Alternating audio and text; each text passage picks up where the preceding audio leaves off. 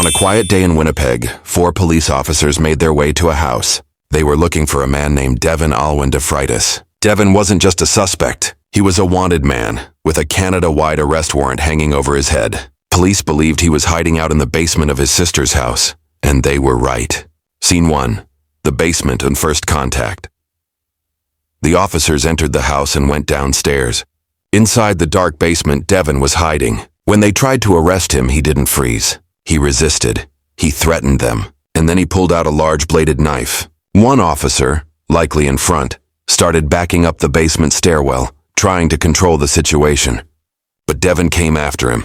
He swung the knife at the officer's chest, not once but several times. The motions were clear and dangerous. They weren't warning swipes. They were aimed at the heart. The officer had seconds to react. He pulled his service revolver and fired 6 shots. A loud crack of gunfire exploded through the basement, and then silence. No one was hit. Not the officer. Not Devin.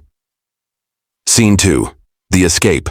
Chaos and flight. In the sudden confusion after the shots, Devin bolted. He climbed out of a basement window and ran into the streets. He didn't run far. He broke into a nearby home, unlawfully entering the residence with a plan. Inside, he started gathering items to steal. The goal was clear: grab loot and get out of town. But police were already closing in. Scene 3. Surrender. The end of the run. When officers found the second home, Devin didn't run again. He refused at first, holding his ground during a brief standoff. Maybe he thought about using the knife again. Maybe he thought about running again. But this time he stopped. Devin surrendered. He was taken into police custody. The charges Devin was charged with: aggravated assault, assault that endangers life, break, enter, and theft, other minor charges, which were dropped under the Keenapple principle, since you can't be punished twice for the same act.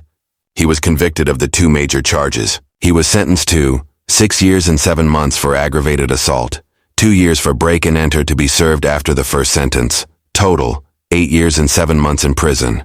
What the court saw. The main legal issue was this: did Devin's actions actually endanger the officer's life? He swung a knife at a cop's chest. That's a serious risk, but none of the stabs landed. No blood, no wounds, no trauma listed in the file. The judge had to ask, is the threat of death the same as endangering life?